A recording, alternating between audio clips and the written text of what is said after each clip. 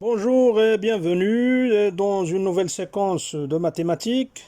Aujourd'hui, on va essayer de traiter un exercice sur les suites numériques. Alors, essayez de suivre la séquence jusqu'à la fin. C'est un exercice très intéressant et c'est un extrait d'un baccalauréat passé. Alors, ne ratez pas l'occasion d'enrichir vos connaissances sur ce chapitre.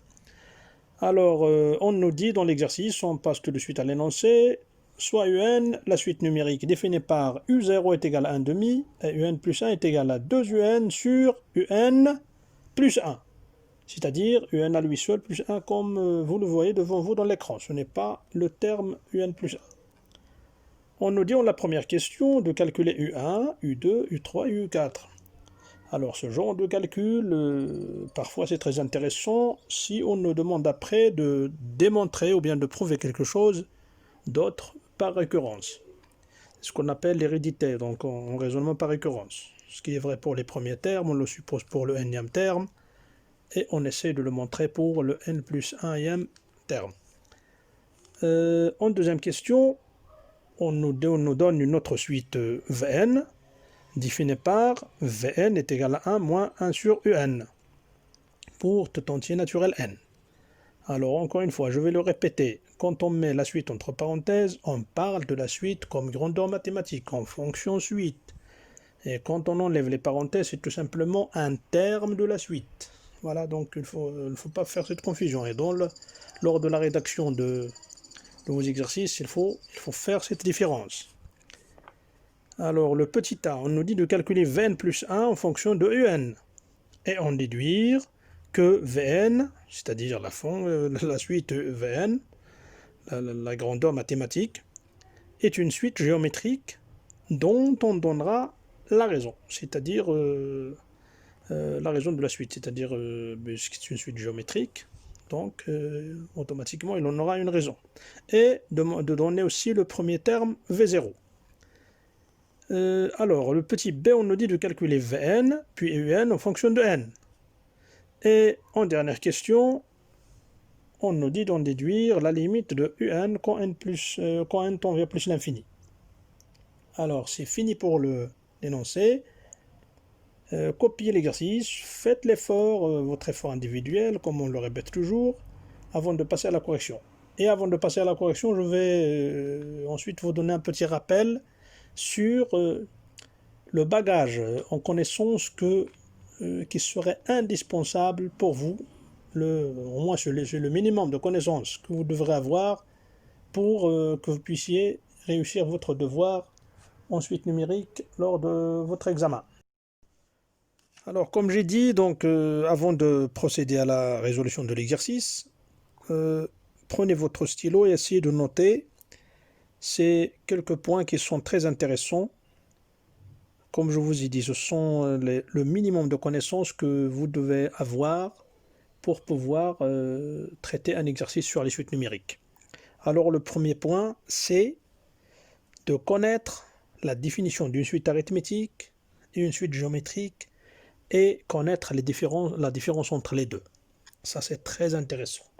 Et sans ça, on ne pourrait jamais résoudre un exercice de suite numérique, au moins du niveau baccalauréat.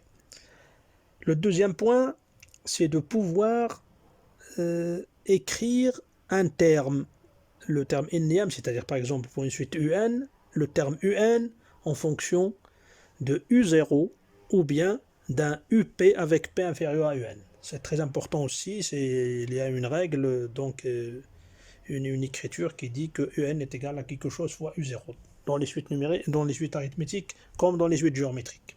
Alors ça aussi, c'est très intéressant.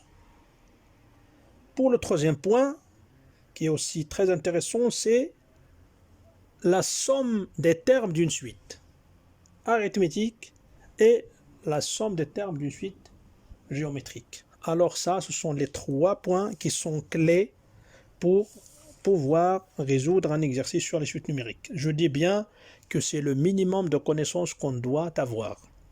Alors, bon courage et passons à la résolution de l'exercice. La question numéro 1, on nous dit de calculer U1, U2, U2, U3 et U4.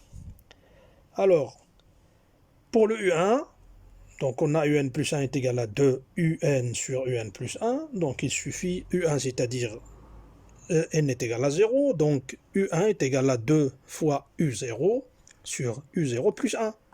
C'est-à-dire c'est 2 fois 1 demi divisé par 1 demi plus 1. Alors le 2 fois 1 demi sur le numérateur est égal à 1. Et le dénominateur 1 demi plus 1 est égal à 3 demi. Donc c'est 1 sur 3 demi qui est égal à 2 tiers, c'est-à-dire l'inverse de la fraction. Pour le U2, c'est encore est égal à 2U1 sur U1 plus 1. Il suffit encore de remplacer U1 par la valeur qu'on a trouvée, c'est-à-dire les 2 tiers. Et avec des calculs, on trouve que U2 est égal à 4 sur 5. Encore pour U3, c'est égal à 8 sur 9 et le U4 est égal à 16 sur 17. Donc c'est tout simplement de petits calculs.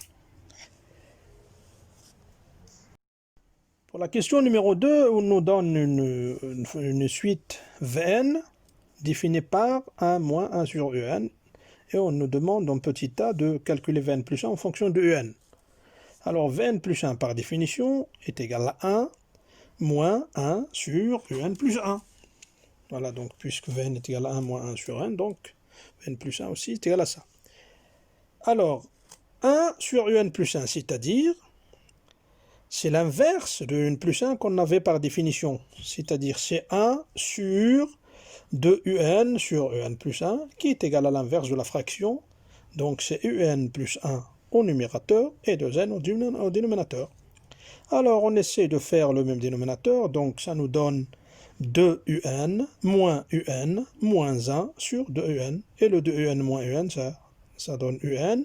Donc, il nous reste que Vn plus 1 est égal à Un moins 1 sur 2Un. Voilà. On a répondu à la question.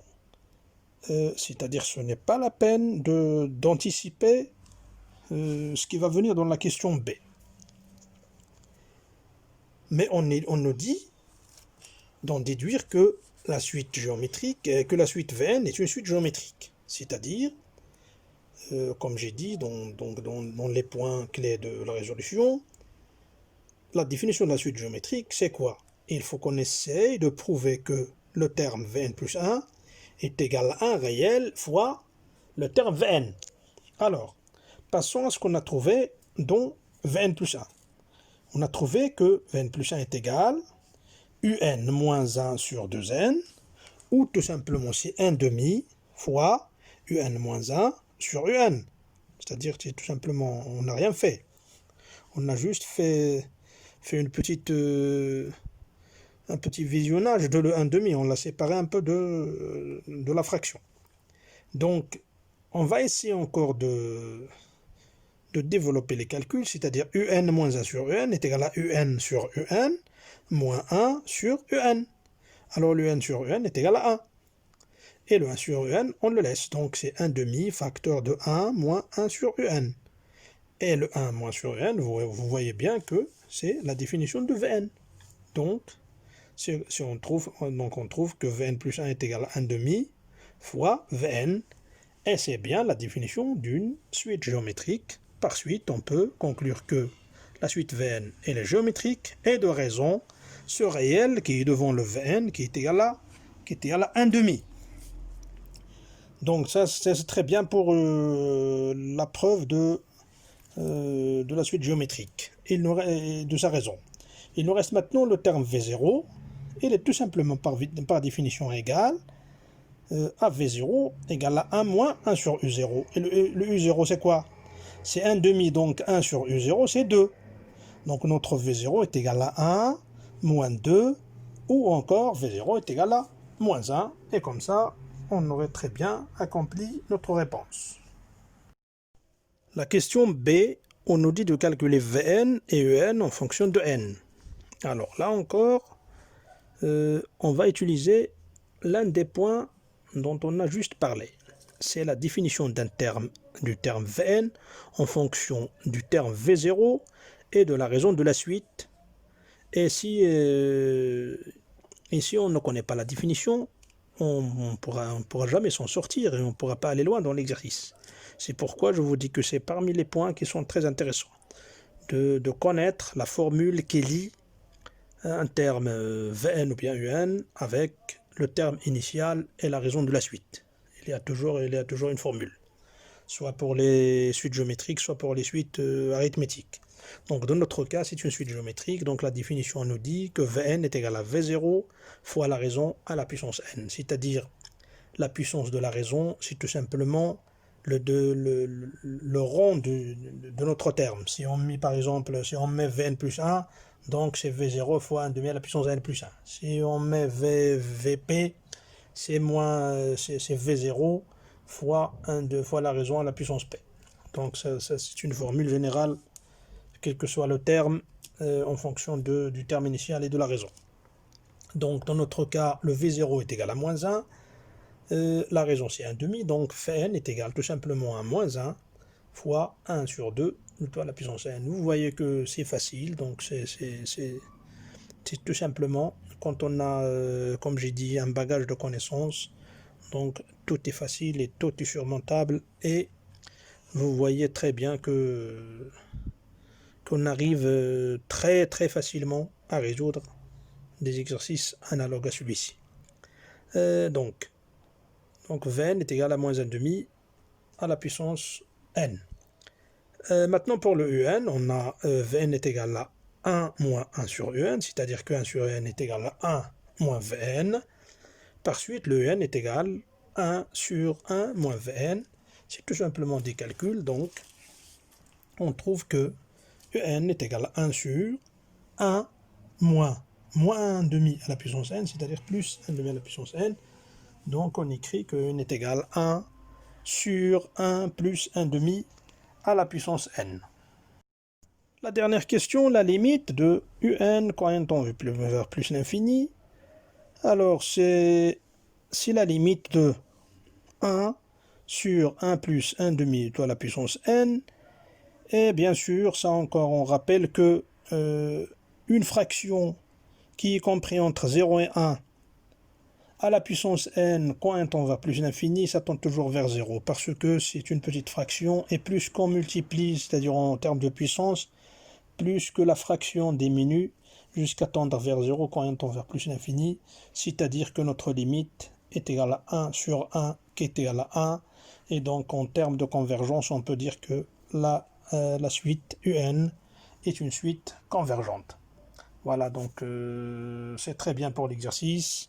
Je souhaite que vous avez bien compris, vous avez bien saisi l'objectif de la vidéo de cette séquence, et je vous souhaite bon courage et à bientôt dans une autre occasion.